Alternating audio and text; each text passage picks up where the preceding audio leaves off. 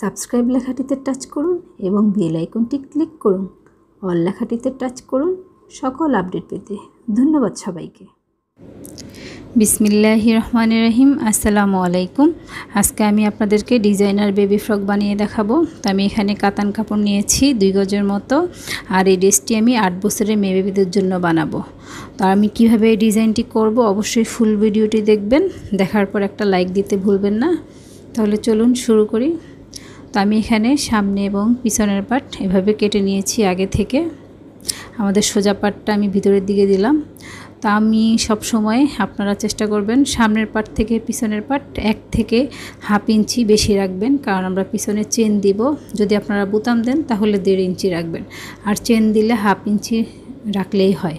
তো আমি এটা লম্বা নিয়েছি 11 ইঞ্চি, আর আমার চওড়া আছে 9 ইঞ্চি। এখন আমি কাঁধের দাগ দিয়ে নেব। এটা কাঁধ আমি নিচ্ছি 5 ইঞ্চি, এভাবে দাগ দিয়ে নিব। এখান থেকেও আমি বগলের মাপটা দেখিয়ে দিচ্ছি। এখান থেকে আমি 5.5 ইঞ্চি নিব। তো আমি এভাবে দাগ বরাবর করে নিব 5.5 ইঞ্চিতে, এই যেভাবে। আর এখান থেকে আমি 5 ইঞ্চিতে দাগ দিয়ে স্কোয়ার করে নেব। তো এটা হচ্ছে আমাদের বগল, এভাবে গোল করে নিব। তো এখন আমি বডির মাপ নিব। আমি এখানে 6.5 নিয়েছি। আমার বডি হচ্ছে 26, 4 ভাগের 1, 6.5। তো এভাবে আমি দাগ দিয়ে নেব। সেম আমি কোমরেও 6.5 ইঞ্চিতে দাগ দিয়ে নেব। তো এভাবে দাগ দিয়ে আমি মিলিয়ে দিচ্ছি। তো এভাবে হাফ ইঞ্চির মতো আমি উপরে একটু দাগ দিয়ে নিয়েছি। তো এখন আমি ফিটের মাপ নিব। তো আমি এখানে নিচ্ছি 2 ইঞ্চি, আর আমার পিছনের গলার আমি ডিপ নিব 2.5 ইঞ্চি। তো এভাবে দাগ দিয়ে নিচ্ছি। আর সামনের গলার আমি ডিপ 4 ইঞ্চি নিব। আমি একটু গোল করে নিব। এখন আমি কাঁধে এখানে হাফ ইঞ্চির মতো একটু ডিপ করে নিব। তখন আমি পিছনের গলা সহ দাগ বরাবর কেটে নিব। তো এই যে আমি কেটে নিয়েছি। আমি সামনের গলাটাও কেটে নিয়েছি। এখন আমি নিচের, এখানে আমার আস্তর হবে, যেহেতু এটা কাতান কাপড় কখনো আস্তর ছাড়া পরবেন না। তো আমি এইভাবে, যেভাবে আমি সামনে এবং পিছনের কাপড় কেটেছি, ওটাকে একটার উপর একটা রেখে এভাবে ভাঁজ দিয়ে নেব। ভাঁজ দিয়ে আমি কেটে নেব। এই যেখানে দাগ দিয়ে নিচ্ছি আমি। তো একইভাবে আমি পিছনেরটাও এভাবে দাগ দিয়ে নেব।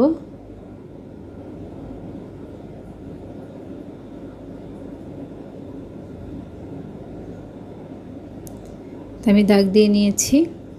এখন আমি দাগ বরাবর কেটে নেব। তো এই যে আমি কেটে নিয়েছি। তো আমার কাটা হয়ে গেছে উপরের পার্ট। এখন আমি নিচের পার্টটা রেডি করব। নিচে আমি ডাবল কুচি দিব। তো এখানে আমি সামনে এবং পিছনের পার্টটা আমি এভাবে ভাঁজ করে নিয়েছি। তো আমি এটা লম্বা নিচ্ছি 25.5 ইঞ্চি। এটা হচ্ছে আমাদের বড় পার্টটা। আর আমি এখানে চওড়া, আমি কুচি আপনারা আপনাদের পছন্দ মতো দিতে পারেন। তো আমি যতটুকু নিয়েছি সেটা বলতেছি। আমি 42 ইঞ্চি নিয়েছি। এটা হচ্ছে আমাদের সামনের পার্ট, সামনে এবং পিছনে 42 করে। তো আমি আরেকটা কাপড় কুচি কেটে নিব। আমাদের এখানে ডাবল কুচি হবে, তো সেটার জন্য আমি এখানে কাপড় নিয়েছি। এভাবে আমি পায়েরগুলো আমাদের নিচে থাকবে। তো আমি উপরের পাটটার কুচি নিচ্ছি 18 ইঞ্চি, আর আমি কুচির জন্য চওড়া নিয়েছি 29 ইঞ্চি। আপনারা আপনাদের পছন্দ মতো কুচির জন্য কাপড় নিতে পারেন। তো আমাদের কুচির কাপড়টাও, নিচের কাপড়টাও কমপ্লিট হয়ে গিয়েছে। এখন আমি নিচে আস্তর দিব, সেটার জন্য আমি কাপড় কেটে নিচ্ছি।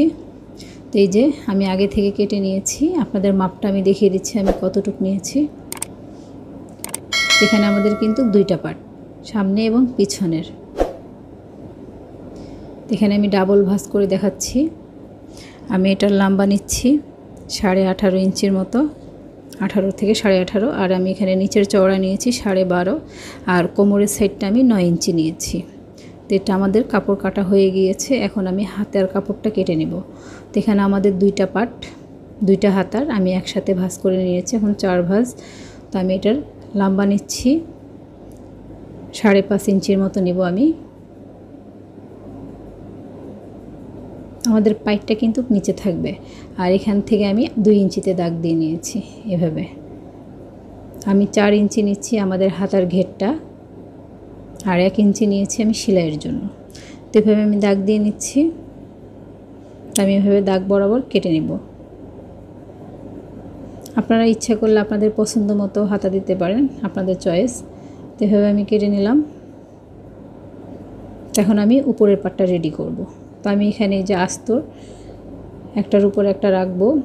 আমাদের সোজা পাটটা নিচের দিকে হবে, ভিতরের দিকে। এই যেভাবে ভিতরের দিকে হবে আমাদের সোজা পাটটা। তো আমি প্রথমে কিন্তু আমি ভালো মতো রেখে আমি গলাটা সেলাই করব। আমি বুগলের সাইডটা কিন্তু আমরা সেলাই করব না, কারণ আমরা হাতা দিব, তাই শুধু গলাটা সেলাই করে নেব। এই যে এভাবে করে একইভাবে আমি পিছনেরটাও সেলাই করে নেব। তো আমি এখানে একটার উপরে একটা রাখবো। সোজা পাটটা খেয়াল রাখবেন, সোজা পাটটা আমরা ভিতরের দিকে দিয়েছি, আর বাহিরে আমাদের উল্টা পাট। তো এখানে আমিও পিছনে যেহেতু আমার চেন হবে, আমি মাঝ বরাবর একটা দাগ দিয়ে নেব। তো আমি ভালো মতো আগে বসিয়ে নিচ্ছি। এই যে এখানে আমাদের চেন হবে, চেন এরকম মাঝ বরাবর আমি দাগ দিয়ে নিচ্ছি। তো একদম এই যে দাগের সাইডে কিন্তু সেলাই দিয়ে দিব। মাঝখানে যে আমি দাগ দিয়েছি ওটাতে কিন্তু সেলাই হবে না। তো এভাবে করে আমি সেলাই করে নেব। তো আমি দুটাই সেলাই করে নিচ্ছি। এই যে আমাদের পিছনে সেলাই করা হয়ে গিয়েছে, আর সামনের গলাটাও আমি সেলাই করে নিয়েছি। আমরা কিন্তু বগলের সাইডটা সেলাই করিনি। তো আমি কেটে নিচ্ছি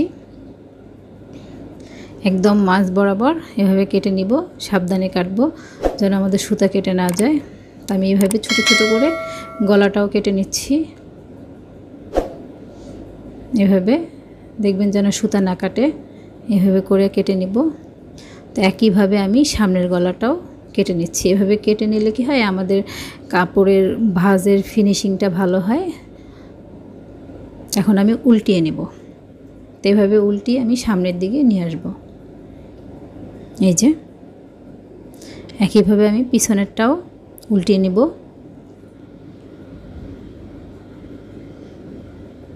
তো এখানে আমিও উল্টিয়ে নিয়েছি। তো আমি এটাকে আয়রন করে নেব। তো এই যে আমি আয়রন করে নিয়েছি। আয়রন করে নিলে হবে আমাদের দেখতে ভালো লাগে, ফিনিশিংটা ভালো আসে। তো এভাবে আমি আয়রন করে নিয়েছি। আর বগলের সাইডটা কিন্তু আমি সেলাই করে আটকে নিব যেন আমাদের নড়ে না যায়। তো আমি পিছনে চেন দিব। আপনারা চাইলে বোতাম ঘরও দিতে পারেন, আপনাদের চয়েস। তো আমি চেন দিব, আমার চেনটাই ভালো লাগে বেশি। তো এভাবে আমি একটার উপর একটা রেখে পিন দিয়ে আটকে নেব। পিন দিয়ে আটকালে আমাদের কাপড়টা নড়ে যাবে না। তো এইভাবে আমরা পিন দিয়ে আটকে নেব। এই যে একটা ভাঁজ করে যে বাড়তি অংশ থাকে চেনের, ওটাকে আমরা ভিতরের দিকে দিয়ে দিচ্ছি। তারপর এভাবে করে আমি পিন দিয়ে এটাকে আটকে নিচ্ছি যেন নড়ে না যায়। একদম এখন সাইড দিয়ে সেলাইটা করে নেব। এই যে এখন এই এখানে সাইড দিয়ে আমি সেলাই করে নেব। তারপর আমাদের কাঁধ সেলাই করে নেব। এই যে এভাবে করে আমরা একসাথে কাঁধ জোড়া দিয়ে নিব। তো আমি সেলাই করে নিচ্ছি। এই যে আমি সেলাই করে নিয়েছি এবং পিছনে আমি চেনটাও সেলাই করে নিয়েছি। আর এই যে এখানে আমি একটা সেলাই করে নিয়েছি, চাপ সেলাই দিয়ে নিয়েছি। তো এখন আমি হাতাটাও রেডি করে নেব।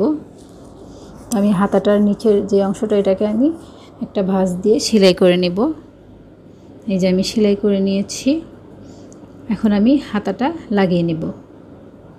তো এইভাবে সোজা পাটটা ভিতরের দিকে দিয়ে তারপর এভাবে আমি হাতা মাঝ বরাবর রেখে নিব। তারপর আমি পিন দিয়ে আটকে দিচ্ছি, এভাবে ঘুরিয়ে ঘুরিয়ে। তো এভাবে আমি আটকে নেব। তো একইভাবে আমি দুইটা হাতা এইভাবে আটকিয়ে সেলাই করে নেব। তো এই যে আমি দুইটা হাতায় এইভাবে সেলাই করে নিয়েছি এবং আমি নিচে কিন্তু পিকো করে নিয়েছি। আপনাদের যদি পিকো মেশিন না থাকে আপনার না করলেও চলবে। তো এখন আমি নিচে কুচি দিব। আমি কুচির কাপড়টা রেডি করে নেব। তো এই যে এখানে আমি কিন্তু এখানে মেশিনের যে সবচেয়ে বড় সেলাইটা আছে, প্রত্যেক পাটে পাটে আমি সেলাইটা করে নেব। এভাবে এই যে এখানে আমি মেশিনের সবচেয়ে বড় সেলাইটা করে নিব কুচির জন্য। আপনারা চাইলে আপনারা হাতেও সেলাই করতে পারেন, আপনাদের চয়েস। তো আমি এভাবে সেলাই করে নিয়েছি। এখন এখানে কিন্তু আমাদের দুটো সুতা থাকে, তো ওখান থেকে আমি একটা সুতা ধরে এভাবে একটা সুতা ধরে আস্তে আস্তে করে আমি টেনে আমাদের কোমরের যতটুকু মাপ সেই অনুযায়ী আমি কুচিটা দিয়ে নেব। এভাবে আস্তে আস্তে করে টানবেন, সাবধানে, আবার বেশি জোরে টানলে ছিঁড়ে যাবে। তো অতএব সাবধানে এইভাবে টানবেন, তাহলে আমাদের সুতাটা ছিঁড়ে যাবে না। সুতাটা ছিঁড়ে গেলে আমাদের আবার নতুন করে সেলাই করতে হবে। তো এইভাবে আস্তে করে আমি টেনে নেব। চারটাই আমি এইভাবে কুচি দিয়ে নিচ্ছি। তো এই যে আমার কুচি দেওয়া হয়ে গিয়েছে।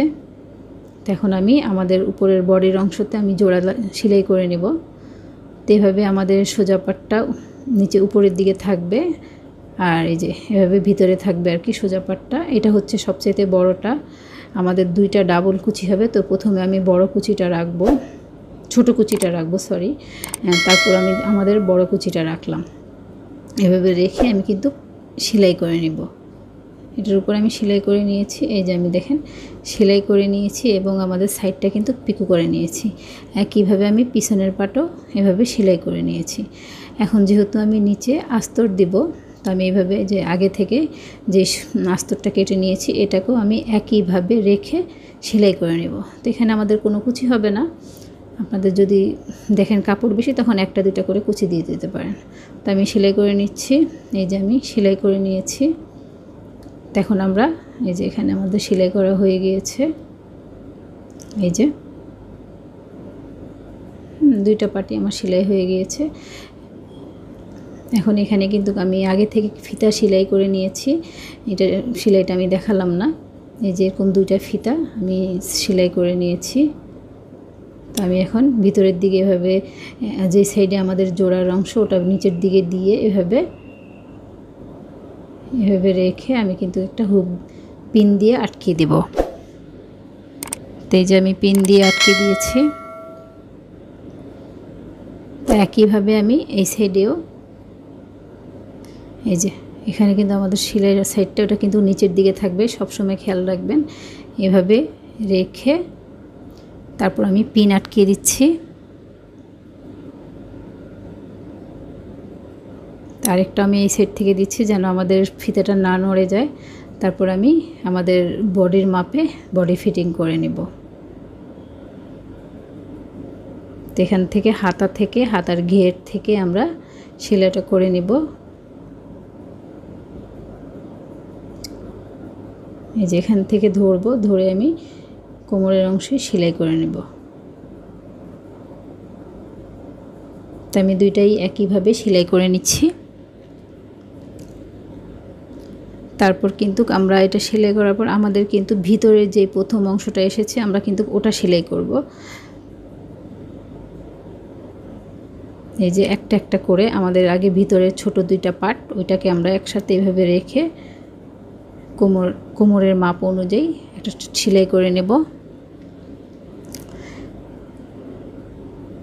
ভালো মতো দেখে নিন। এটা হচ্ছে আমাদের প্রথম যে আমরা ডাবল কুচি দিয়েছি ছোট পাটটা, তারপর আমরা ওটা সেলাই করার পরে আমরা উপরের যে বড় কুচিটা দিয়েছি ওইটা আমরা সেলাই করে নেব। তারপর কিন্তু লাস্টে আমাদের আস্তরের যে অংশটা আছে ওটা আমরা সেলাই করে নেব।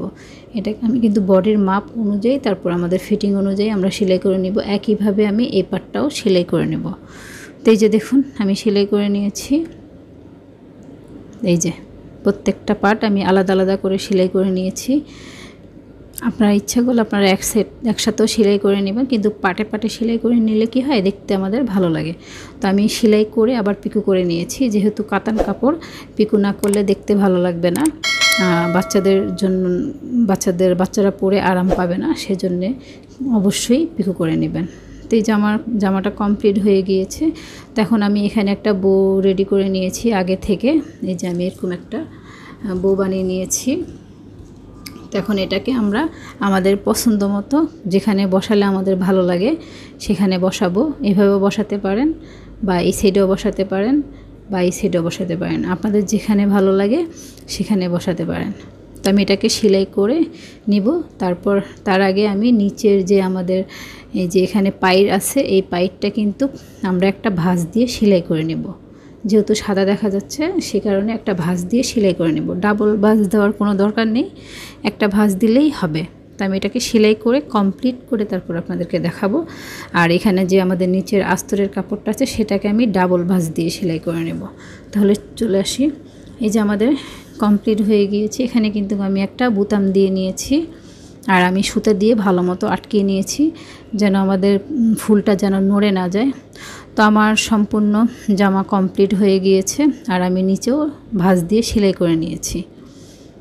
এই যে, তো আপনাদের কেমন লেগেছে আমার এই বেবি ফ্রকটা?